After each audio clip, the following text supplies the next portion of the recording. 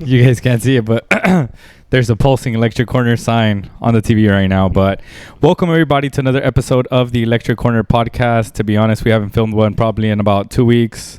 There's been a lot of current life circumstances going on with the both of us that have made things a little difficult. To be honest, we could start off by having a little moment of silence for my pet. He passed away. He was more than a pet. So we're gonna take like 5 seconds.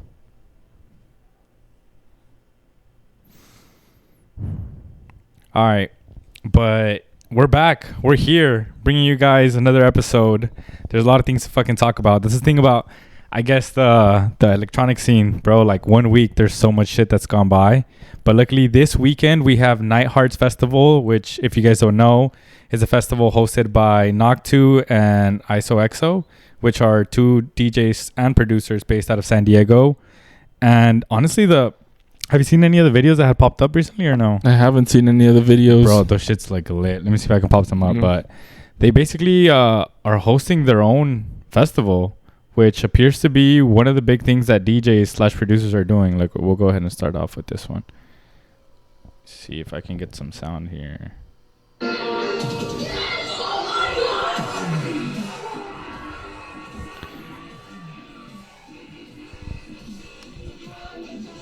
So the first day, I believe it was ISOXO with Skrillex. That's crazy. That's what I'm saying. Which, if you really think about it, like, think about who Skrillex is, what Skrillex means to everybody. So having his co-sign for one of your first festivals that you make in your own city has got to be like one of the fucking best feelings fucking ever. And do you know why they call it Night Hearts? No, Night Hearts, no. I don't know. There has to be a reason, I'm assuming, but so from what I know, is Knock2 got really popular with his track. What is that? The bum bum bum bum bum bum bum. Oh yeah, bro! Literally that year on Hard Summer, everybody was playing that track. Everybody and their mom, their sisters, their grandmas was playing that track. The remixes were crazy, huh? Before we even knew who Knock2 was, we knew what the track was because everybody was fucking playing it. So we found out about Knock2 before we found about ISO, but that doesn't mean that he's any less talented. Like, they both have been putting in the fucking work. They've had a lot of support by Brownies and Lemonade, which is another brand that we honestly look up to. They basically host shows and stuff for artists, and they've been extremely supportive to them. So I'm pretty sure they also feel like amazing and fucking proud of them, because it's like if the Electric Corner really put a lot of work into an artist, and seeing two of the artists that you've supported have this major impact of an event, bro, I don't know, I'd be fucking proud. And eventually, like, I'm telling you, that's a goal. Yeah, definitely. I know what you're talking about the Brownies and Lemonade. I've seen that when they were a little bit smaller, they weren't as known. They were kind of like the artists that they were trying to push towards, like throwing like little events and stuff. Yeah. And I even remember when they did the event at the Shrine. Yeah. They even kind of like put up like stuff about them, like, oh, look how far they've come, to this, and now closing out like the Shrine multiple days, which is crazy. Yeah, I know they held like a mini tour for them. I don't want to call it mini, but I'm saying compared to what they're doing now, they did like a lot of like warehouse shows, and I believe some of them are actually on YouTube. And yeah, honestly, bro, I'm telling you, this is one of the things I'm most excited about, is actually being able to go to these shows, so that then when we talk about them, people understand exactly where we're fucking coming from, because the videos will never do it justice. Obviously, you know, we don't know the stage design. I know their stage design, even at Coachella that they had this year, was crazy. There was another stage. It might be Coachella. It might be another one where they had like big ass. It was the one at EDC. They had their own stage at Circuit Grounds. Did they? Yeah, they had the Circuit Grounds was made specifically. I forgot what year it was. I don't think it was this last year. Maybe it was. But they had Circuit Grounds made specifically for them. Like, I think their stage design and all that was made for them to be lifted up in the middle. Yeah. You know what I'm talking about, right? It's kind of like a 360, like a boiler room type of style, and that whole stage was made just for them. I'm telling you, which is fucking crazy. I know it's been probably about like maybe 2 to 3 years since they've recently came into like, I don't want to say mainstream, but just like become very well known. Obviously, the only little bit I know about Noctu's story is that he did learn via YouTube tutorials. My bad. So he learned how to produce via YouTube.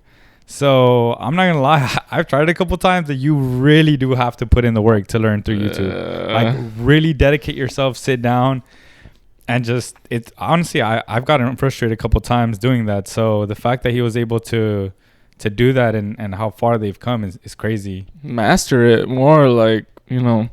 That's the hardest thing, is mastering. I'm pretty sure you could watch a bunch of videos and do a bunch of random stuff, but it's mastering is what's the hard part. Yeah.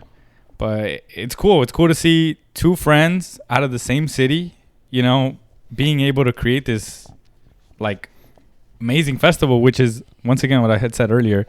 It seems like that's what DJs are gearing towards now, because back then I feel like a lot of DJs put their value onto being on festival lineups, big festival lineups. Yep. But because of social media, now artists are able to create a big enough audience for themselves that they can throw themselves a festival and then invite their friends or people who they want to support and add them onto the lineup, which I feel like is something that's just been done recently, because I don't think that back then there was a lot of artists throwing their own shows. Yeah, I don't think so either. I think this is a new thing. Even like John Summon, the Experts Only. Exactly, yep. Yeah, John Summon's doing his own Experts Only. I feel like artists in general are trying to do their own events. Even like I don't know if you've seen it, but Diplo has his own like running club type thing. Yeah, I saw it. Which is crazy. Like you like they're venturing off into different spaces. Yeah. And I know DJs / producers used to have their own shows at venues, at clubs, which like that's normal. But I'm talking about like festivals, like big production. The logistics are completely different. I'm not sure how that all runs. I'm pretty sure there's companies that do logistics for festivals and they just hire them to kind of put everything together. But it's cool to see, to be honest, because they're able to give artists an opportunity who they want to support themselves. Right. Which is, I mean, fucking great, to be honest. I haven't seen any videos of John Summit's Experts Only, but I know that one was a huge fucking show. I think it was over 40,000 people in like 2 days. Yeah, that was a big festival. Do you know like from what time to what time it was running? I don't know from what time it was, but I remember seeing videos about the main stage, and the main stage was huge. Like huge. Where did you say it was held? It was in New York. Oh, Rhode Island or Ralph's Island? No, something Randall's Island, New York City. It's only, yeah. Did they release a lineup for that or no? Yeah, they did. Let me see. Closest factory base. We'll get to that in a bit. I can't see any of the lineups, but let's see. Experts Only. Let me see how many stages there. So there's the main stage. Why am I looking at it right here? I can see fucking right. Yeah, main stage. Mirror Field. I think that's it. That's it? No, just 2 stages? Yeah, 2 stages. Which I feel like it's good, you know, especially when you're first like starting off to throw your own event. There's no need to kind of make it too big to the point where you can't really like handle all the people. Let's see. And he had some good artists. Like Camino's one that's coming up. Abo is good. Abo is good. Abo's fucking Green Velvet, B2B, Lane Jordy. Fire. I've seen I think a TikTok of somebody requesting a song, but they say his name weird as hell. Show's funny. John Summit closed out the main stage he had 2-hour set. And then the Mirrorfield, Ted, have LeBron. Sunday 2, Joby or Globy? Kaskade, Cassian. I wonder who they had at the Mirrorfield that day. It says question mark. I don't know. It was from 3 p.m. to 10 p.m. 7 hours. That's pretty good. Hometown shows, baby. Is he from New York? Is Layden from New York? Where does it say that? He says hometown shows, baby. Oh, he's from, I think, Rhode Island. That's crazy. Yeah. But yeah, I think we're heading towards a new direction where DJs / producers are able to build a big enough brand for themselves where they start hosting not their own shows, but their own festivals, which I feel like it's a it's a good way to go towards. I mean, we could look at Solid Grooves here in LA. That I know that's a record label, but I mean, it's something similar. It's just building a brand, gaining an audience, and then you have more control over everything, over what you want to play, the artist that you want to have support you, how you want the setup to look, the main stage, and all that stuff. So it gives DJs the ability to kind of make shows / spaces more intimate, like with their audience, which I think is amazing. Because I think there was an interview with John Summit and then I'm not sure if it was his manager or something, but he was explaining how I think his Madison Square Garden show, he didn't make like absolutely any money on it because he spent all the money on production. Yeah, the pyro was crazy for that. Have you seen his set at Madison? The pyro is crazy, and the visuals and all that is crazy. It's kind of crazy. Even the stage design's kind of crazy, like how it lifts him up and then brings him back down.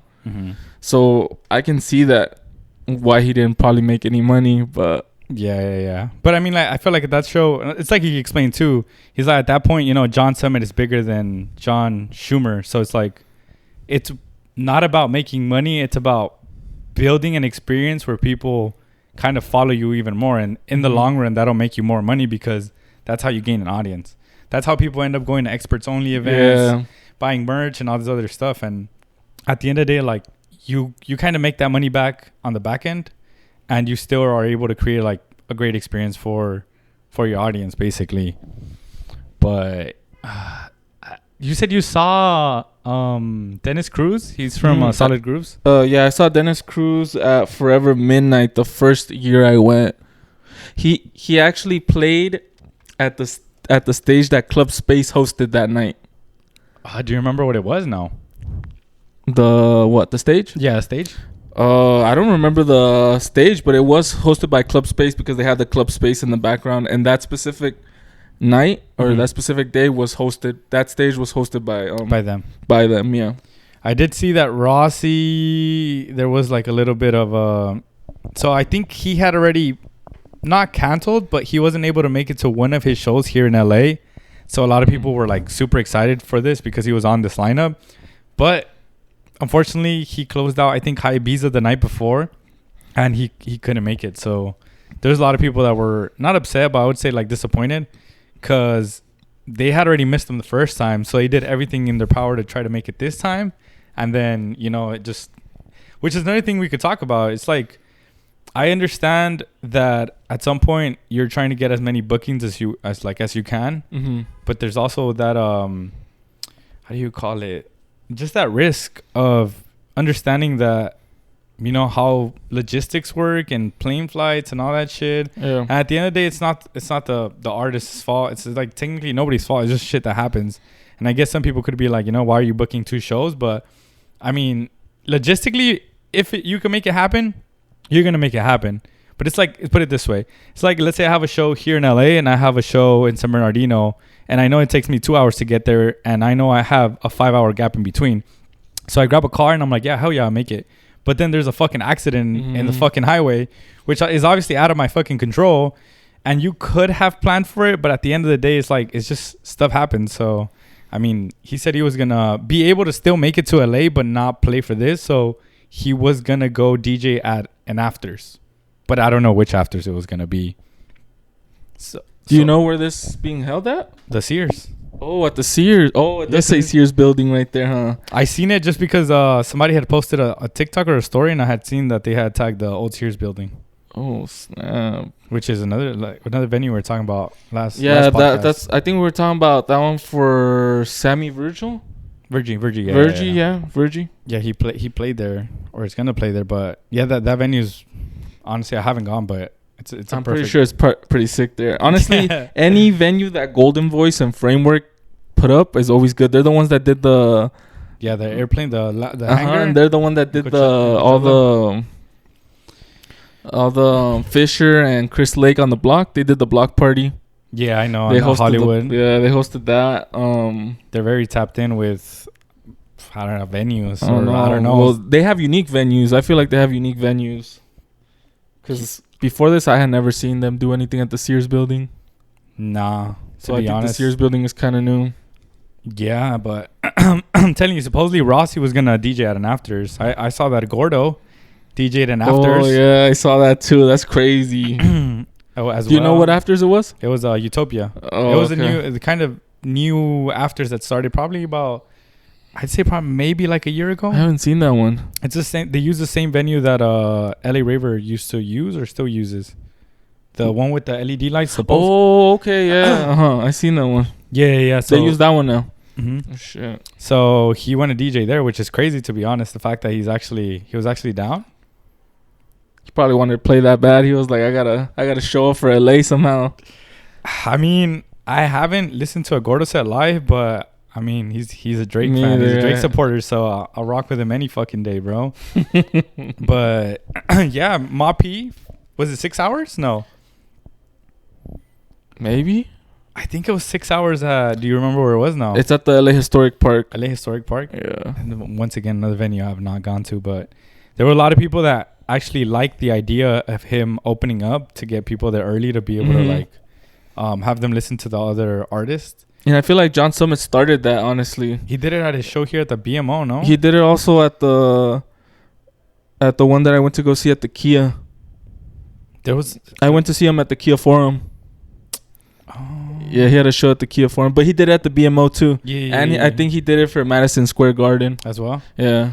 Honestly, it's a great idea. That's a smart. I would do that shit too, to be honest, just because of how much I love fucking DJing. You obviously play a completely different set, which makes it even more fun.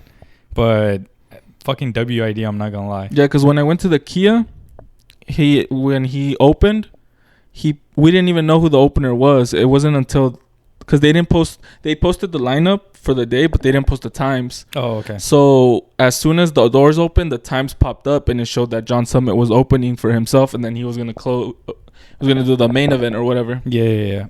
And I remember seeing everybody rushing in, and he played like a more like tech house set. Okay. And then, in his main event or whatever, main night show or whatever, he played like his big hits and all that, and what his sound is now, Yeah, but definitely think it's a great idea for DJs to do that shit. It honestly benefits everybody in the long run.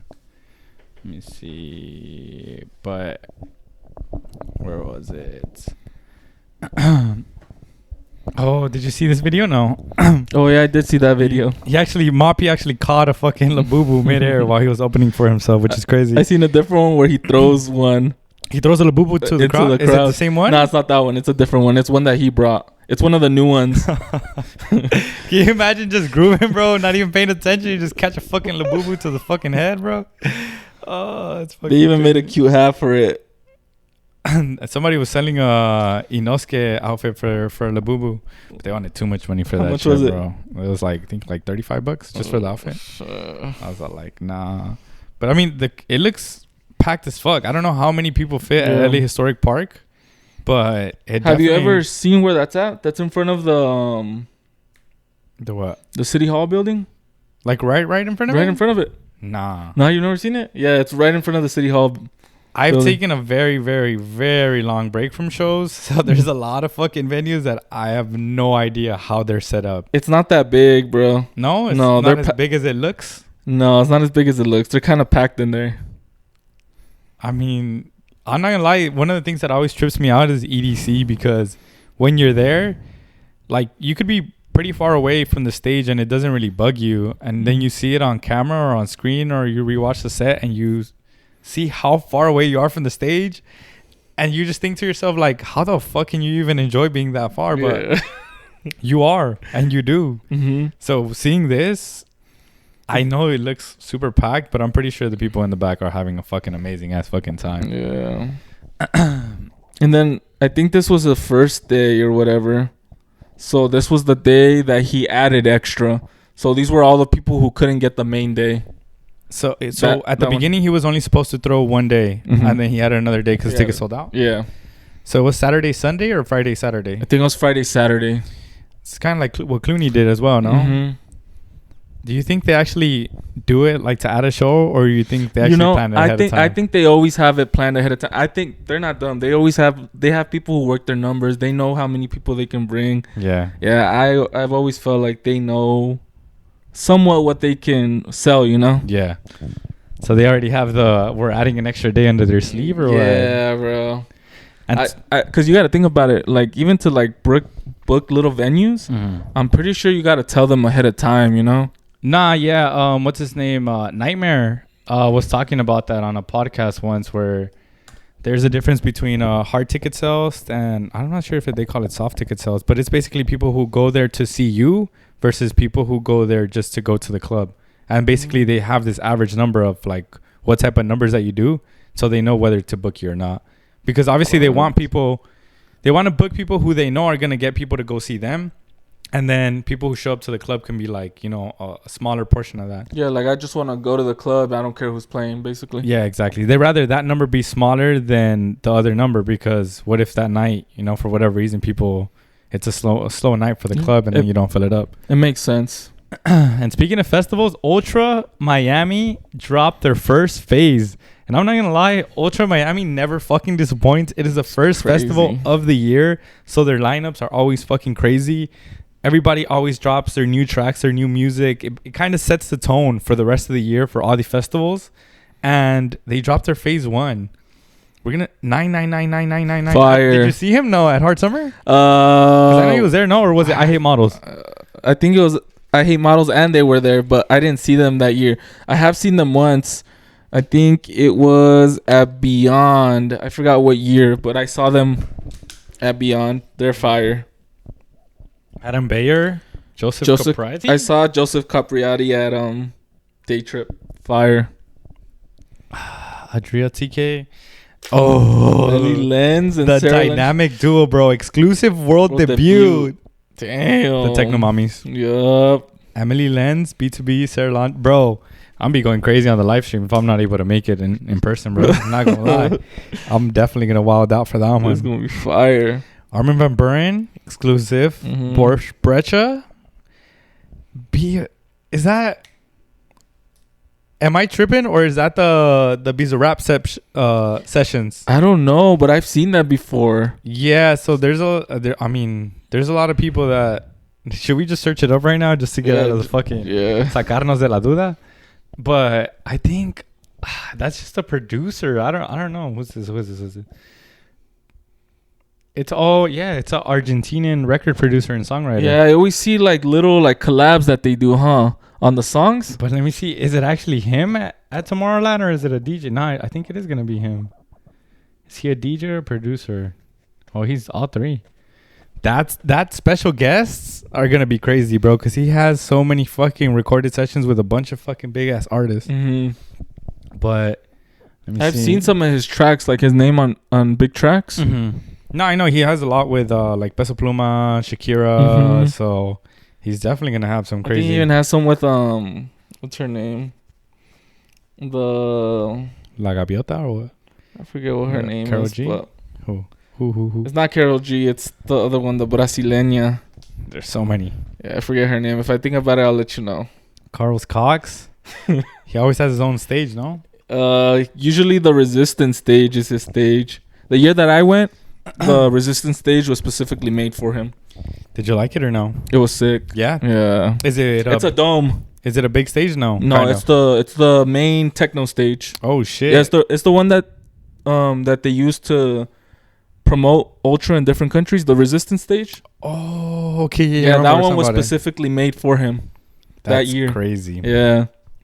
I guess that's another. He like designed it and everything. Yeah, so kind of like we were talking about with Knock 2 and ISO, where like they give you of like, here, be creative with it, design it. You know, these are the people that are gonna work with you. Yeah. Kind of figure it out. That's sick. That's sick as fuck.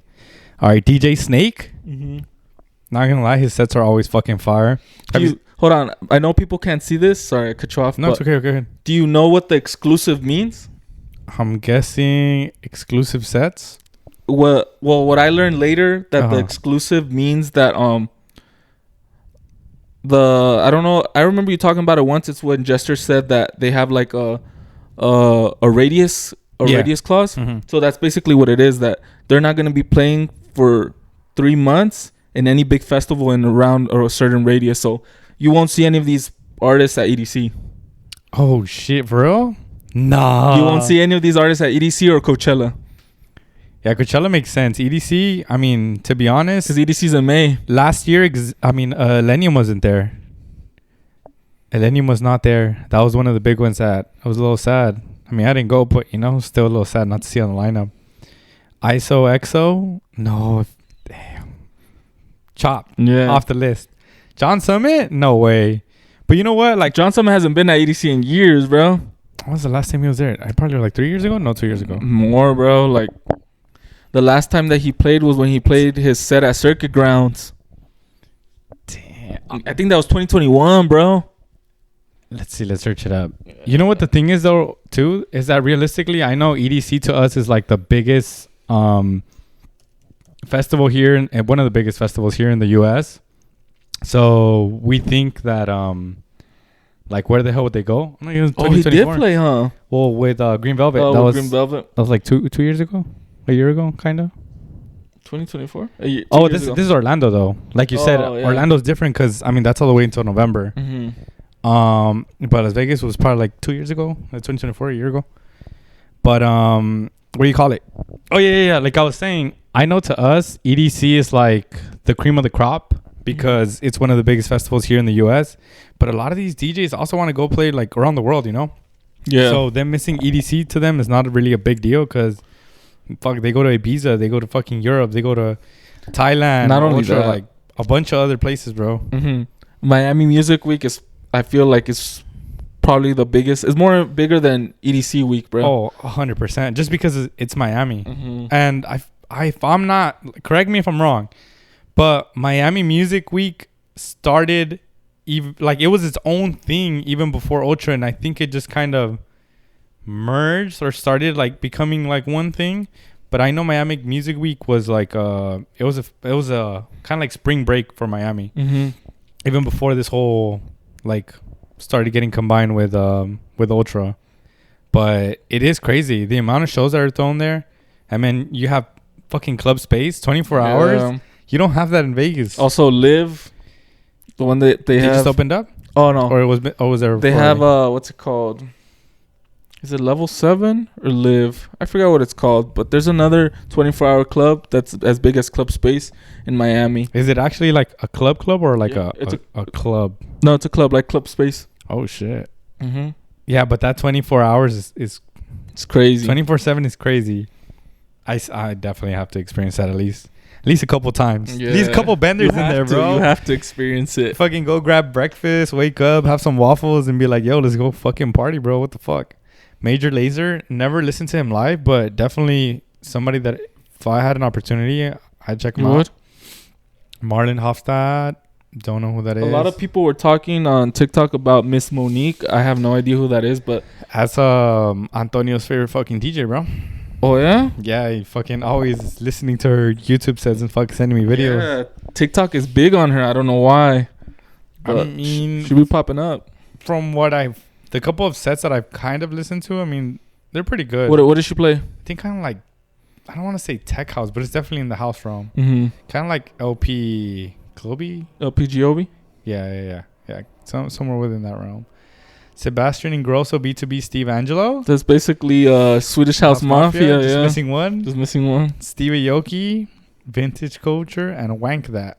That is going to be a crazy ass dubstep set, bro. I think didn't Jaws last year have Jaws B2B Sudden Death, or am I tripping? That one was crazy. I believe I'm not wrong. That fucking dubstep set was crazy. Worship is DMB, and then that one I don't know how to say his name, but he got very famous from the Boiler Room. Yeah, Yosuke Yukimatsu. That sounds right to me. Yeah. But he plays like the hard techno, no? Yeah, like the super hard, like where it's almost like in the realm of like kind of like hardstyle type of thing. Yeah, like exactly. Boom, boom, boom. Not gonna lie, his sets do look crazy. The energy's there, huh? 100%. I don't know where he gets it from, but they're definitely there. Black Tiger Sex Machine Connected Fighters. What is that? Presents Connected Fighters. It's probably like a special like a show type of thing. You know how they had the anime one a while back? Oh, but I think those are the all live. So it's just all live headliners. Because like even Levity presents Laser Ship. Live headliners. What the fuck is that? It's because I forgot. This is another thing. So when it says live, it means that they're presenting something new that they've never showed. So it's all new music. It's all new. It's a whole new set. Yeah. So they've never played this set ever somewhere. That's what it means by live. Yeah. Boys Noise. What is that one in the middle? I can't even read that. It looks like graffiti. What does it say? Bruce Smith? Don't know. Probably gonna have to look that up. Thier Mike Posner? Mike Posner. What the fuck? World debut. Timeless? I'm fucking incredibly curious to see how that would work out. That looks random. Those are like random artists put together. It does, but that's why it's so fucking exciting to see what they have. Because this is Dioro, Mike Posner, which he had a set at EDC, right? Yeah, Mike Posner had a set at EDC. He has a lot of fucking bangers, honestly. Morden, I know he's what do you call it? I wouldn't say David Guetta's. I don't want to say apprentice, but I know he was making Future Rave with David Guetta. So, but they kind of stopped that though. They did. That's why I'm telling you. I'm curious to see like what he has in store, because if he's kind of was gearing towards that, like what is he gonna gear towards now? Levity presents Laser Ship. Levity is dubstep, right? Yeah. Louis the Child. What is that? Louis the Child? What does he play? What do I compare it to?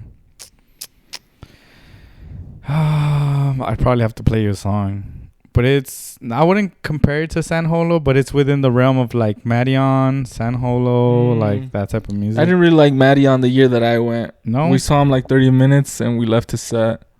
Why? Like you just felt like it was too soft? It was a little too mellow. Yeah. It just depends, honestly, what vibe you're in. Like if you have a lot of energy and you're like, depending what stage you go to. Of the Trees, have heard of him, never really listened to any of his music or his sets, but I think he's within the realm of dubstep, if I'm not mistaken. Snow Strippers, might just go check it out just based off the name. And then the last one, I don't even know, what is that? It's like a Z underscore. Is it secretly Z? I don't know. Okay, so we have, how many stages is that? 1, 2, 3, 4, 5, 6, 7, 8, 9, 10, 11, 12 stages? How big is the Oasis? Is that like art car? The year that I went, the only ones that existed were Main Stage, Resistance, Live Stage, World Stage, UMF, and Oasis. All those top ones are new. You think those are going to be like art cars type of thing? Like small ones? They have to be, right? Because you said Ultra's not that big. Yeah, it's not that big. Well, they're not showing this year where they're going to hold it at. So they might move the venue. Because you know how they've been having trouble with the... what's it called? What's that venue called? With Bayfront Park? Yeah, they've been having a lot of issues with that venue. Yeah, no, it's right here. It's right here, Bayfront Park. Oh, okay. So it is going to be at Bayfront Park. Yes, sir. Bayfront Park. Let's see. Yeah, no, I mean, I think they kind of figured it out. To be honest, they came to a conclusion, or some sacrifices were definitely fucking made. But Miami always gets the best fucking shit, bro. You just brought this up right before we started filming this podcast. Factory Basil 2025, also held in Miami. It's a 5-day festival / event. 5 days, 5 stages, all at Factory Town, from December 3rd to December 7th.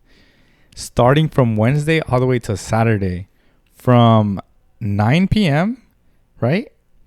To 7 in the morning? 7 in the morning. Bro, that is EDC in Miami, basically. 5 days, 5 stages. They're going to have Tiesto, Hugo, Boys Noise, Josh Baker, Cole Knight on Wednesday. Thursday, Clooney and Friends, Chris Stussy, Richie Hodden, Skepta, Joezi. Friday, Solomoon, Life from Earth, Beltran? Bell Tools? Honestly, we might have to fly to Miami for December, bro. This would be sick, Loki. Not gonna lie. Saturday, December 6th, Circo Loco takeover. The whole day. Circo Loco is a label, I believe. Look it up. Yeah. That's a label. It is. So it's gonna be I don't know what artists are on that label, but I do know that's a label.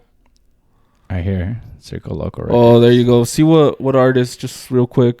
Let me see. See, get an idea of who might be there. Martinez Brothers, Black Coffee, Tell of Us, The Blessed Madonna, Scream, Tale of Us. Okay. Yeah, we don't know, but they're definitely gonna fucking take over. It's interesting. Take over that day on Sunday. Question marks, and then it's Elro. Elro, is another record label, right? Yeah, that's another record label. Sacro, Revival, Mason Collective. It seems like Sunday's mostly record labels, or am I tripping? Kinda, yeah, I think so.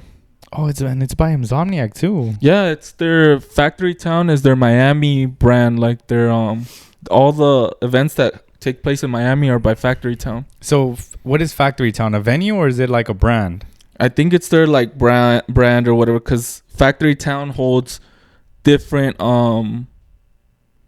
events. So I think they even hold the 3 Points events. Oh, the Ill Points, Yeah, I think they also hold the Factory Town label runs all that too. I know they were in a lawsuit. We honestly don't have enough information to share with you guys on that, but I know they were in a lawsuit with this specific thing. No, with Factory Town. They're in a lawsuit, I think, with Factory Town and Club Space. Oh, okay. I wonder if they were trying to host this there, and then something went down, and they're like, you know what, fuck this. Because I'm not seeing a venue on here. I feel like Insomniac don't be paying up, bro. I don't know. I don't know how the logistics of all that, like, to be honest, how it works. But, I mean, this is a solid-ass fucking event. For 5 days, and then what do you call it? I just don't really get how it works, though. Like, you get me, like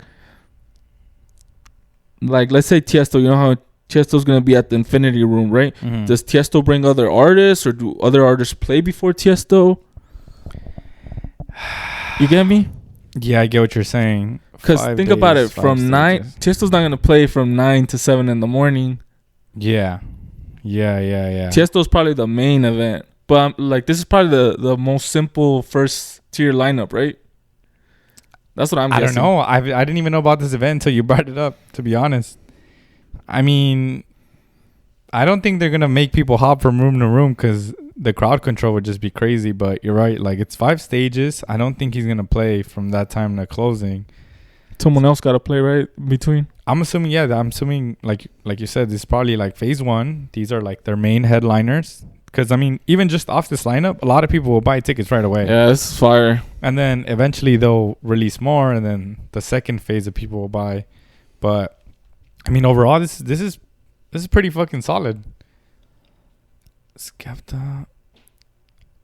And this is probably where they probably give them a little bit more creative freedom to kind of maybe design the stage a little bit. I'm not sure, but it seems like there's like a DJ per stage. Oh, look, they already do have single days. Single day passes on sale Friday, October 10. Oh, it barely came out. Yeah. At 10. And now there's been a wave of producers that have been announcing albums. Kaskade announced an album. He released like this whole little little reel. We can watch it right now. Let me see. I gotta put up the volume. A while ago, I promised myself I'd get back into the studio and make my next album. I set time aside, called up some friends, and dove in. The process was frustrating. I was making music, but it didn't feel honest. So I shelved what I had, let some time pass, and tried again later. Same results. All of this was happening while I was facing what felt like a mountain of personal challenges. I was sad and lonely, and the music reflected that. This made me uncomfortable, so I stopped. This summer, Determined to finally make an album, I sat down again, but this time I decided to embrace what I was feeling instead of forcing something. I just let it happen. As I worked through it, I could feel things getting better. I felt hopeful. Undo became a study of that hope and the beauty that comes from having faith in something bigger than ourselves with whatever we're going through. I hope whoever listens can connect to it. So he hasn't made an album way. in 10 years or what? Nope. I guess that's something that is very common in the electronic scene. Like, it's just not beneficial for artists to make albums just because they don't hit the same way releasing singles every single month, or having, like, let's say you release 12 tracks or whatever an album is, things like 12 to 14 tracks at once. Like, specifically in the electronic scene, it's really not beneficial. It's more beneficial to just be churning out songs like month by month, single. And specifically now that everything is so very like fast paced, fast consumed, you release a track, like it's hot today and it's not tomorrow. There's something else. So imagine releasing 12 at the same time. I think there's been very few electronic artists who have been able to release an album and for it to like have a huge impact. And that's why I understand it might be frustrating sometimes, because it's like us recording 12 sets and then putting them out all at the same time. Oh yeah, nah.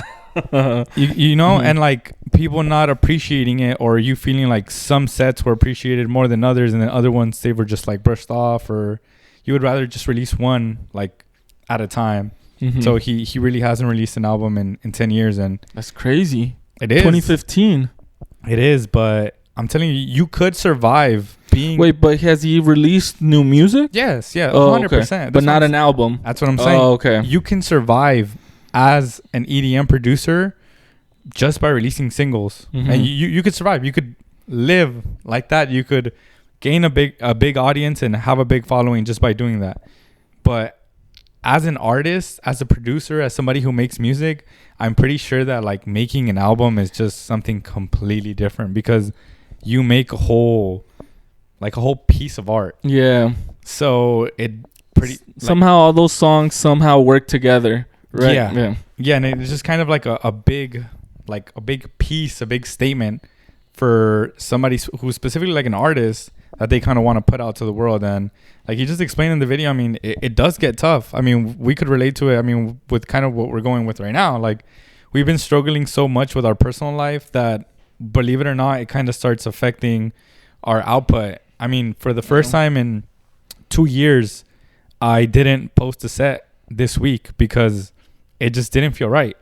And even if I had something in the vault, I'm like, nah, I just gotta take a step back. Like, it was hard because you don't want to kind of kill the streak, kill the momentum, but there's certain moments in life where you just kind of have to take a step back, and it's okay to take a breather and then just kind of get back to the rhythm. And which is kind of like what he was explaining, you know? Yeah. The process is frustrating.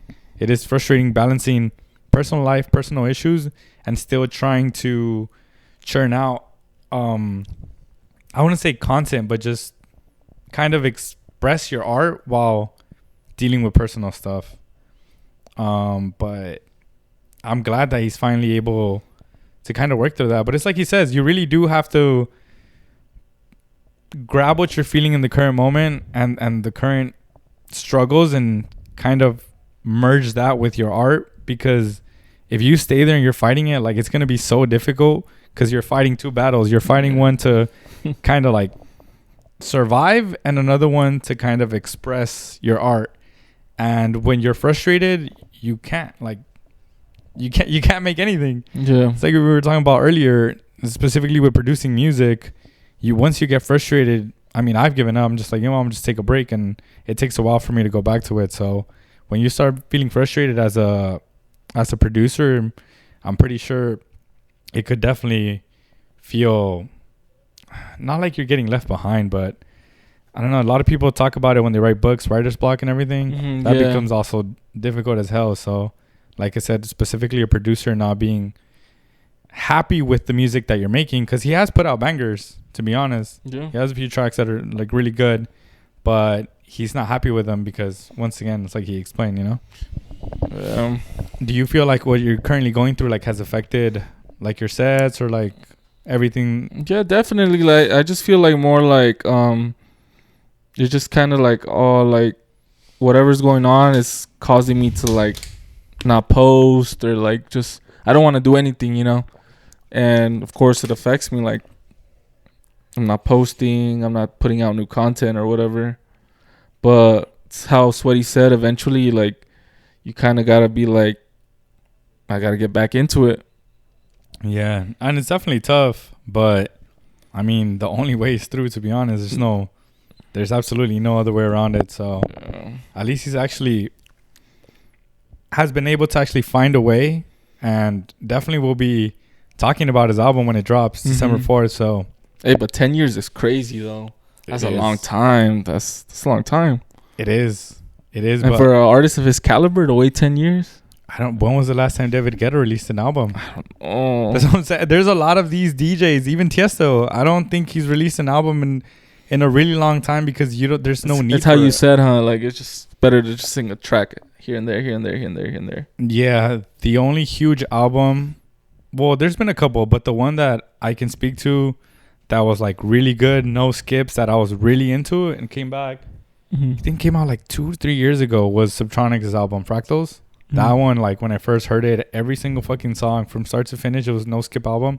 It was really, really, really good. Do you feel like the songs all kind of had like a meaning within each other? They definitely are. The album flowed perfectly, at least to me. It was really good.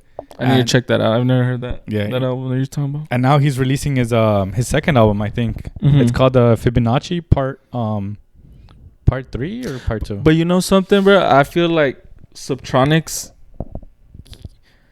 I'm not saying that he has a niche in dubstep, but I feel like people who listen to Subtronics, no matter what he puts out, they listen to it religiously, bro. Yeah. Like he has a loyal fan. Kind of like a Swiftie, but for electronic music. Oh fuck! Yeah, Subtronics is a Swiftie of fucking EDM. Yeah, bro.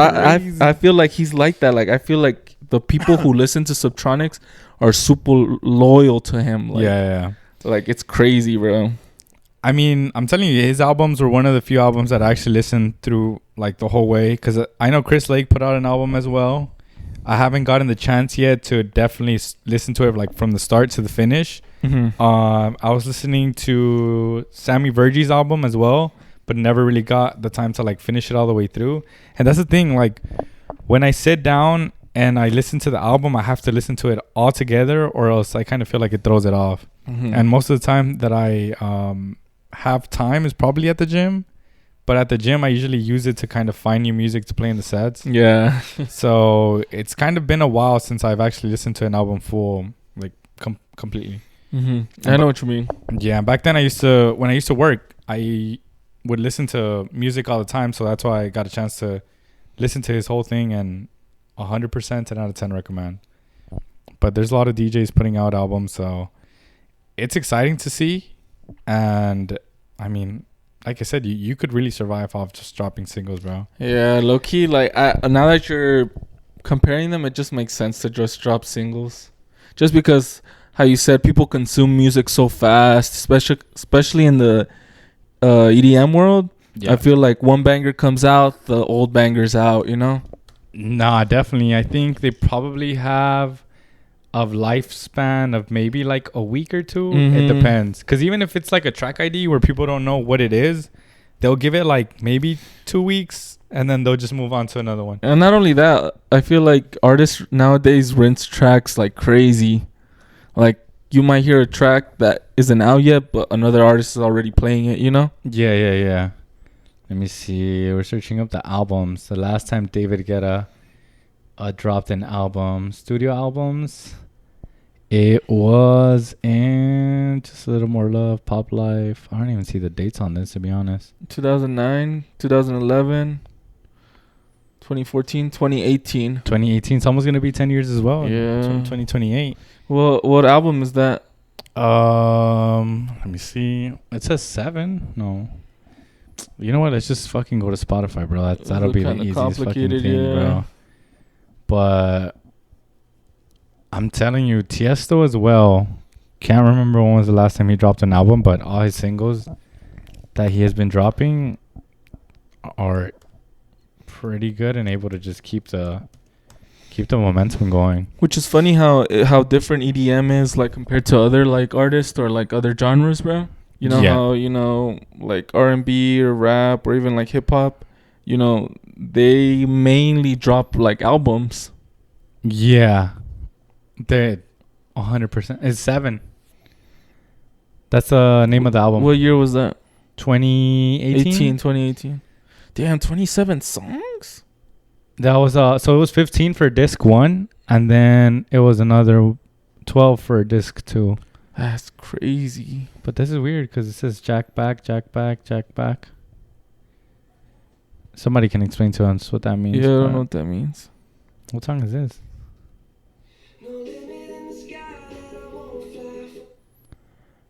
I don't know, but yeah, it's 2018. Let's check Tiesto.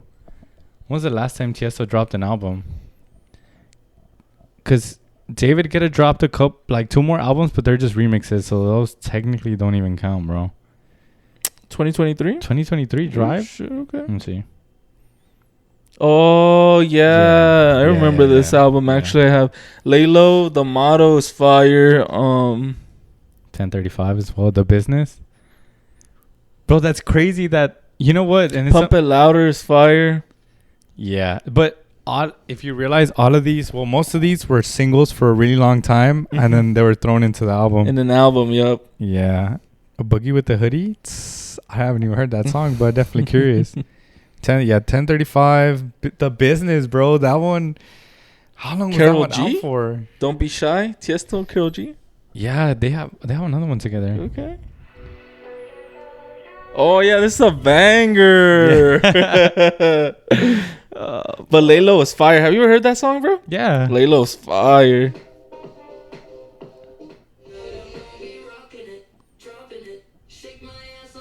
But you know something? I feel like Tiesto is the Drake of EDM, bro. If we had to compare people. Why? Because of his his features? I just feel like he can't. I feel like he adapts, bro. He does. He adapts to like what is popping. Yeah. I feel like he's really good at bringing in new music and still using his old music. Yeah, I get what you mean. You get me?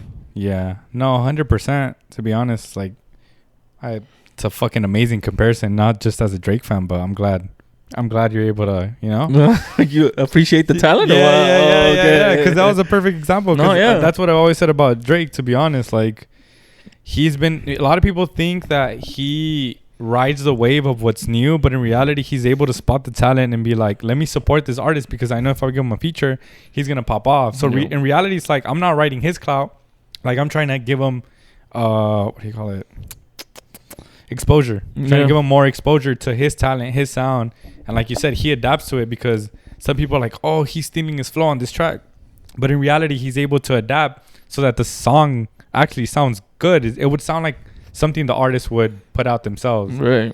So, I mean, honestly, these were amazing singles just by themselves. Like I said, The Business. Yeah. That one I heard so fucking much at EDC, and it's so good.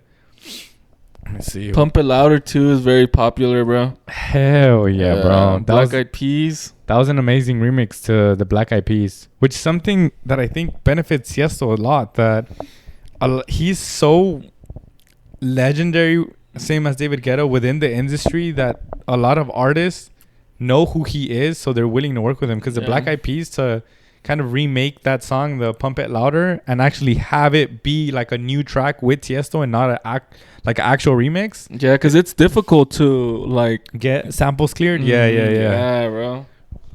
But they see Tiesto and they're like, yeah, bro, do whatever you want with the song. But if you see Breeze trying to remix Pump It Louder for real, make it a real track, they're gonna be like, nah, bro, I'm sorry, but I'm gonna have to skip on this one. Who else has been in the scene for so long? So we got David Guetta, we got Tiesto. Who else? Give me another GOAT, bro. What if we just go to Red Lady? Oh, look up Dioro, bro. But Dioro hasn't been that long. No? Compared to Tiesto, I'm talking about people who's been in this since we've been in high school. People that used to make the fucking. Maybe look up Armin van Buuren. Let me see. What if we just go to Tiesto and put related artists in the bottom? Let me see. Rehab. Oh, Swedish House Mafia. Swedish House. Oh, Alesso? Yeah, Alesso. Look up Alesso. Yeah, all right, let me click on that. Yeah, it'd probably be one of the Dimitri Vegas. one of the closest ones, because Alesso was making music since we were younger. Mm-hmm. Let's see. Yeah, I know Leslie's gonna have some crazy. It's 2015. That album is sick. I've heard that album. He only has one album. Whoa, no way. That's the only album that he has. Go to single EPs? Nah, those he has a lot of, bro. Yeah, damn, what? I thought he would have more, bro. Nah, look at fucking... Singles. He has singles for days. Yeah. He only has one album. Hey, that album is fire, though. Oh, well, hell yeah. If it's the only album he has. Bangers. Yeah, all his bangers are in that one side. In that one fucking... That's crazy. I'm telling you, bro. This is... Hold up. How do we go back? There we go. Yeah, you don't... Go to Swedish House Mafia, bro. Go to their albums. All right, Swedish. I know they just released a new one. They did recently. So when they went on tour. Yeah, when they came back to Ultra, no? Yeah. The Mata Flame is crazy. The Paradise 2023. Go check when their first album was. Paradise again. Live album is fire. Let me see. CD discography. No, go to albums. Paradise again. It was this one until now in 2012. Damn. So they only have 3 albums. So yeah, it's the same thing with them. Look, their first album was 2012, and then they released their second album in 2022. 10 years. 10 years, bro. What? Yeah. And something I realized with Cardi B, because this was like a whole, I want to say drama, but so when you make singles, you're obviously able to throw them onto the album. But if it's a single from like 7 years ago and you haven't made an album in 10 years and you throw it onto the new album, some people would like get upset. But I mean, in the EDM fucking world, I don't think they care, bro. They really don't care. Everything gets recycled, huh? But in rap, they were hating on her. They're like, bro, the song's been out for like 3 or 4 years and you're gonna throw it onto a new album. It's crazy. Because then the album automatically uses the numbers that single has and adds them up onto the album. So I think her album on the first day that it dropped, it went platinum or gold. Oh, so it boosted it. Yeah, literally right off the bat. She's farming? Just literally. But this album was sick. Matza Flame with The Weeknd. That's a fire song. Hell yeah, bro. I think the Rocky, the sound design on that song is next level, bro. Yes, exactly what he's. Yeah, I know, bro. That shit is crazy. Hell yeah, bro. Can it truly love? Mm-hmm.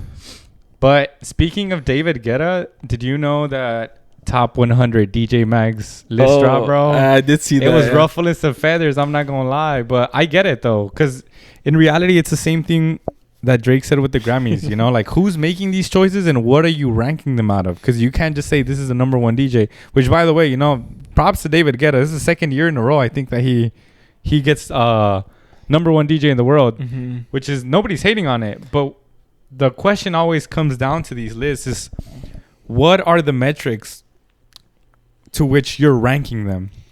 Yeah, I don't know. Because that's what people want to know. We got David Guetta at number one, which I'm not going to lie, well deserved. Has adapted to the new times, has a lot of new fucking bangers, never disappoints. Martin Garrix at number 2. A-Lock is fire. He is. I'm not going to... The only one time that I've listened to him is at Escape, and his set was crazy. I told you guys that set was gonna be lit. His set was fucking I'm gonna call it borderline legendary, because up to this day I remember how lit it was, bro. Yeah, so many good remixes, so many. We saw him at Escape, huh? Yeah, it was at Escape, bro. Fire. Alec is fire. Dimitri Vegas and Like Mike, I don't know if they really come to the US as often, but I see them on the UK festivals and all that. Yeah, European more festivals. Like Europe. I remember we've seen him at EDC. Timmy Trumpet at number 6. Fisher moved up a spot at number 7. Afrojack at number 8. Charlie DeWitt number 9. Anima number 10. Vintage Culture. Bro, I never see anything about Don Diablo, and I always see him high ranked on these. Is he? Where was he? He's at 13, bro.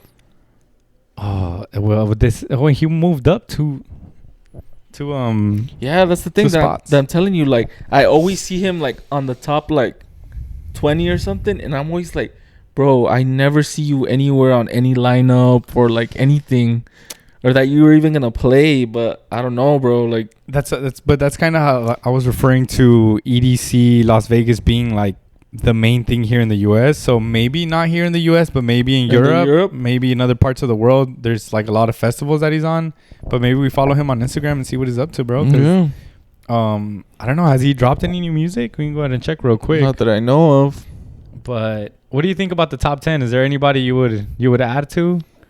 Honestly, I'm not surprised Fisher's on there. I feel like Fisher's becoming very exclusive, bro. Oh, there's a lot of YouTube sets of Fisher playing. They're all fucking hitting views, bro. I feel like, I'm not saying Arvin Van Buren's kind of old, but you know, I feel like he's been up on top for a little too long. Whoa, hey, yo, hot take? Yo, hey, somebody get a hot take in here. Hey, producer, we need a hot take. Film the hot take real quick, please. All right, Don Diablo, he has a single, No Signal, recently. Mm-hmm.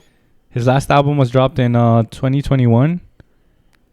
And then 2018, 2017. Wow, it's quite actually the opposite of everybody else. He's been dropping a lot of albums. Yeah. 2021. This is how you said, like, what is being ranked, though? Like, I don't know what I could compare these artists between, like, what they're doing. Yeah, well, this is the number one question and rage bait for everybody, because it's like us. If we want to rank our DJs 1 through 10, it's going to be 100% biased based on who we think, who we've heard. I would not even have Dimitri Vegas and Like Mike anywhere near the top 10 because I've never heard of them.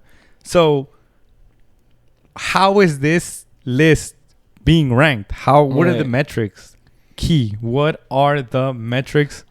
Okay, let's say that, because this list has been going on for let's say, a long what would time. you rank the metrics? Like, what would you do? Like, if you didn't know who was here, how would you rank? Let's say, do your top 10 for whatever right now, 2025. Well, like I said, if I had a list, I would rank it based off probably numbers. That'd probably have to be, but this is where we go back to the same thing. Mm-hmm. And we're kind of throwing rap a little bit in there. People can bot streams. So going based off numbers, sometimes that doesn't even work. So, and then you could go based off probably fan base, 100%. Like, who has the biggest, most loyal fan base? And I would just make it like people have to vote. And every artist, every DJ would have a link, and they have to tell their fans, like, vote for me, if whatever. If you support me, if you ever listen to one of my sets and you like me or whatever, vote for me. Here's the link, and just do it based off that. But then again, there's a big portion that aren't on social media, and then I don't know. It's hard. There's a lot of ways to, like you said, there's a lot of ways to farm, even like likes and stuff, like bots and stuff. So that's what I'm saying. When you have a brand, when you have a company, you hold the power to rank DJs based on however you see fit. Mm-hmm. So John Summit said himself, like, this thing's kind of just take it for a grain of rice. Same thing as Drake said with the Grammys. Like, this is all just kind of people patting themselves on the back type of thing. It helps, but it also doesn't help, because, you know, you could be a DJ who's working really hard, felt like you deserve to be on this list, but if whoever's behind this making decisions doesn't think that you're fit, or, you know, you deserve it, then you're not going to be on the list. Simple as that. because low-key, I would think, like, top 5 right now, probably John Summit would be on the top 5. Yeah. I just feel like he's been doing a lot of crazy stuff, bro. Man, through his home festival. Yeah. And I feel like his branding is crazy. Like everybody knows who John Summit is. Yeah, I saw he had an event with Lululemon recently too. That's crazy, bro. Which Dioro had one too, by the way. At a gym in Downey. I didn't know that. Yeah, but unfortunately it was at a Friday at 5 p.m. so I couldn't attend, but I wanted to go. He had like they had like a whole fitness class and everything, and then he DJ'd at the end. I didn't know that, bro. Yeah, hell yeah. Which is cool to see That's that sick. he's local. Because Downey. Well, I think Dioro lives in LA. No, 100%. I know he lives in LA, but I'm saying him doing stuff here, like in places that are close to us, like Downey, bro. Sick. Unfortunately, the timing was a little bit off. But low-key, he knows. He knows if he did it on a Saturday or a Sunday at 5 p.m., bro, that shit would be packed. Cops for sure coming up. Sardines talking about you need a permit for this event. What's going on type shit. But all the unemployed homies went. Nah. Or people maybe requested the day off. You know, who knows? Unemployed people 100, bro. That's crazy. Yeah, but once again, yeah, there was a lot of rage on this list, and like any list, bro. You know, ruffle some feathers. Martin Garrix and David Guetta just been at the top for I think maybe 3 or 4 years, bro. Just kind of like Messi and Ronaldo, bro, just taking each other's spot, number one. Because I think last year it was Martin Garrix. Yeah. Because he dropped one. Look, he dropped one. Yeah, he dropped one. A-Lock went one. So last year it was Martin Garrix, David Guetta, Dimitri Vegas, and then A-Lock. Based on how everything moved. Go down. Let's see more of the artists. All right, let me see. We got Afrojack at number 8, Anima at number 10, which I think Anima deserves it, to be honest. Like you said, he's been doing a lot of crazy shit. Did you see his show at the Pyramid? I saw the TikToks about it. That shit's crazy. That venue is crazy. Bro, I don't know how it is that they're able to actually light up the pyramids with whatever lights they use, but the way that they did it is crazy. Like when it would go boom, and then they would just disappear and turn it on and they'd be there. I was like, fucking insane. I know the first time I saw that venue was a Solomon set, bro. I did see it. You seen that one? That one's fire. But I don't feel like they had the whole lighting situation. No, it was different. Like, it was completely different. I know the aliens that built that shit are looking down like, yo, what the fuck, bro? Way to fucking use those shits. I knew we built them with a purpose. With a purpose. The GOAT, Tiesto at 21. No. Let's see if he went up or down. Bro. Let's see if he went up or down. Bro, that's disrespectful. Oh, he went up. That's still disrespectful, bro. See, you see, I'm telling you, like someone like him should be top 5, bro. Yeah, 100%, 100%. I'm sorry, but I would. These guys, the Keen Musk, I know they've been blowing up a lot. So 15 spots up, bro. Compared to last year, I get it. Yeah, I've seen a lot of TikToks. They're not that good in the sense that a lot of people complain there's not really like a lot of people dancing because I know it's more of like Afro house. You know something too? Look, Calvin Harris, bro. Calvin Harris was out the game for a while. And how was that man like at... I get why he moved up 6 because he did start kind of doing a little bit more shows from last year to this year. But I understand where people would be like, how is Calvin Harris ranked higher than Tiesto if Tiesto has been more active than Calvin Harris? Yup. So it's like... That's like putting Kendrick on top of Drake when Drake's been in the game producing music for such a long time, churning out talent, and somebody who's been absent, you know? But yeah, somebody needs to go to fucking jail for that, bro. Yeah, Tiesto at 21, bro? Nah. It's crazy. Nah. Bring us up a little bit more. I got you. Kashmir. Alan Walker. I'll never forget. Alan Walker was such a huge part of YouTube for such a long time, man. So many tutorials with his fucking tracks. It's crazy. Carlos Cox, Oliver Heldens, Jamie Jones, Rehab, Nicky Romero, Claptone. Skrillex at 31. Yeah, Fred again at 33. I mean, I get he hasn't really been active like from last year to this year. But I know for a fact, mark my words, next year he's going to be ranked way higher just because he's going to start his second leg of... I think he's dropping a new album or a new project with the USB 002 or something like that. So he's definitely going to become more active in the festival circuit. You see, like, look how low Dom Dalla is, bro. I feel like Dom Dalla's been dominating the house scene. But he went up 25 spaces. He did go up 25 spaces. Compared to last year, he was at 65. John Summit at 46. No wonder he was upset, bro. I'd be mad too. I'd be mad. Hey, he went up 24 spots though. He did, but damn, he was at 60. He almost didn't even make it the list. Yeah, damn. He was at 70. 70, yeah. Zed dropped down, I think. Oh no, he went up 10 spots. 10. Marshmello went down. I mean, he really hasn't been that active. Michael Bibi with a new entry right at 48. Who's Korolova? Don't know, but this is for those DJs specifically that I don't know. I don't even like. I just assume that they're known worldwide, and we're just the U.S., bro. You know? Yeah. So you can't be like, "What the fuck? Who are they?" type of thing. When it's like, bro, the U.S. is fucking small compared to the rest of the world. Facts. And once again, we don't know how they rank them. So, Hugel, new entry. Nora and Pure, Lily Palmer, Mochak, Solomon went up 33 spots. Hugo, new entry. How does that work, bro? Like you were below the 100 or what? No, yeah. Damn. Not below, but you just didn't make the list. Oh, okay. Yeah. Damn. So to already start at 54 is kind of high. Yeah. Well, I'm telling you, Michael Beebe started at 48, but you understand why. Oh, okay. Yeah. He's been growing bigger and bigger. He's killing the game. Mochak, Deborah DeLuca, Above and Beyond, Sarah Laundry, Norton Pure. I know Sarah Landry received #1 hard techno artist for DJ Mag. So they also They have subcategories. So go to. Does it give you option right there? Oh, we'll check right now. Let's finish the 100. Okay. All right, let me see. Nervo, Pausa, new entry. Nico Moreno, new entry. Sub-Zero Project, re-entry. Also, they had dropped the 100 and then came back in. Look, Miss Monique. Oh, yeah, Miss Monique. Chris Dussy. Malp, yeah. The Malp deserves to be in This really makes you reflect and realize that a lot of these artists we've been seeing so much, but maybe last year they were barely on their rise. You know, they were barely on their come up. Deadmau5 dropped 15 spots after that Coachella shenanigan with who was he playing with? Kusip Otavani is fire.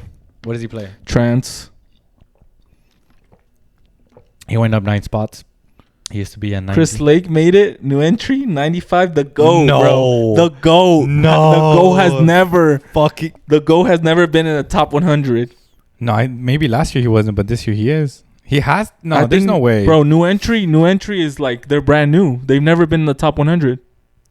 Nah, never. There's no way.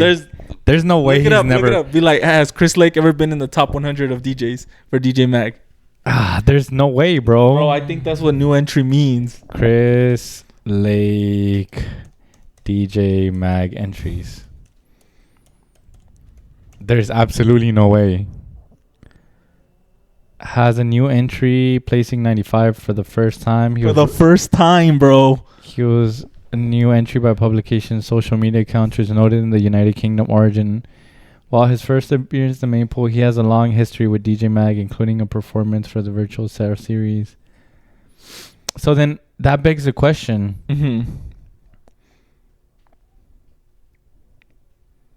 It's his first entry. So the first time he was ever... Yeah, I think you're right. So do you have to submit yourself? Because there's no way you're... How is Chris Lake not in the top 100? I'm telling you, bro. Since the GOAT. he started making fucking music, bro. And think about it. Skrillex wasn't even on there. He was. Yeah, where was he? I didn't see him. Yeah. Go, bring me up. He was on like 20-something. He was... Oh, he was. Yeah, I remember you saying. Yeah. Was it? Oh, right there. 31. Yeah, you're right. Hey, somebody from DJ Mag reach out to us at the Electric Corner at gmail.com, please. We need to have a word with you. We just want to understand how this works, what metrics are being used, because how the hell does Chris Lake have his first entry, bro? We should bring him onto the podcast so they could explain to us what the... Chris Lake, hit us up. Oh, Chris Lake? No, DJ Mag. A representative of DJ Mag come to the podcast and explain to us what is the ranking system for this. Please, we need to know. We won't be able to sleep till we find out why Tiesto is at 21. Why is he at 21? Why Chris Lake has never even been in the top 100. You might have to submit your music. I don't know, because that's how the Grammys work. You have to actually submit your music for it to be considered. If you don't submit it, you are nowhere near that list or those nominations. I didn't know that. Yeah, for the Grammys, yeah. I only know it because Drake stopped submitting his music there because fuck the Grammys. Yeah? But does he have a Grammy? Yeah, he got in a bunch, bro. Mm. So I think that's why at some point he realized, like, this is whatever. His bullshit.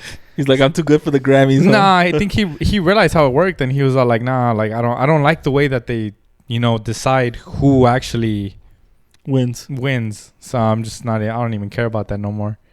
It's a trophy that's kind of meaningless, I would assume. But DJ Mag, reach out to us, please. We want to find out exactly how these rankings work. What are the metrics? We just want to understand. In the comments, tag DJ Mag, see if they respond to us or something. Please. Even if they give us a no, just so they could respond to us somehow. We just want to talk. Yeah. That's all we want. We just want to talk. But let's see if they have the subcategories on this. They have top 100 festivals, top 100 clubs. Nah. Just look it up. But Sarah Landry was the number see. one hard techno DJ. Sarah Landry. Number one hard techno DJ. Let's see. And who decided that? DJ Mag. Oh, yeah, look. Hard DJ. There you go. Sarah Landry voted the world's number one hard DJ in DJ Mag's top 100 DJs 2025. See, how does that even work? There's not even a list where... So where are the rest of them? I don't know, bro. Oh, look. No, it just says this. Top 100 DJs. Do they give an explanation why? Go. Oh, shit. Let me go back. It was the first time in its history that the top 100 DJs war show took place in Ibiza, hosted by DJ and presenter. So I'm assuming they had an actual in-person one?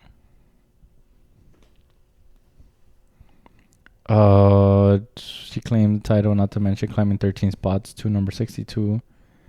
Her highest ranking yet. No, I'm assuming it was an in-person one. I don't know how this works. That's the question that everybody has, bro. That's the question that everybody has. But let's see. Yeah, bro. Top 100 DJs ruffled a lot of feathers, bro. Everybody wants to know how it works. But I'm probably gonna end it off there.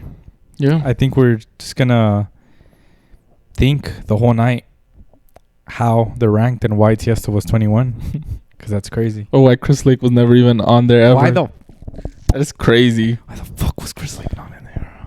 Why? We need to talk. We definitely need to talk. Somebody explain it to us. I'm pretty sure there's somebody out there that understands why. And we just need to know why. Or maybe we can ask Chris Lake if they gave him an explanation on why he got an entry finally. Can you imagine? I mean, at that point, I feel like Chris Lake doesn't even look for it. He doesn't even care. He's just like, cool. Yeah. Because there's no way you're the GOAT. And, I'm not in the top 100 DJs. Maybe there has to be a producer list. Because I know they're DJs and I know that's how people know them. But they're producers at the end of the day. Mm-hmm. DJing is just the way that they show their music. But at the end of the day, these people are producers. So maybe he made it in the top 100 producer list. Maybe, I don't know. Maybe there's a producer list. There has to be because it's criminal. It's criminal for him to just have his entry right now. But thank you so much for fucking watching. We appreciate you guys. We're going to keep pumping out weekly episodes no matter how hard life gets. And, it is what it is. We're here. We love you guys. Any last thoughts, Breeze? If you guys are going through hard times right now, like maybe me and Sweaty are going through, well, not maybe, we are, but don't give up, bro. Just keep going at it. It gets better. It really does get better. It has to. Just keep fighting and doing your thing. Things will get better. Yeah, shit can't always stay like this. Facts. You can't. So we appreciate you guys. You already know what to do. Like, comment, subscribe down below. You already know where to find Breezy at BRRIIZZ on Instagram and Sweaty Beats. We love you guys. Take care. Bye.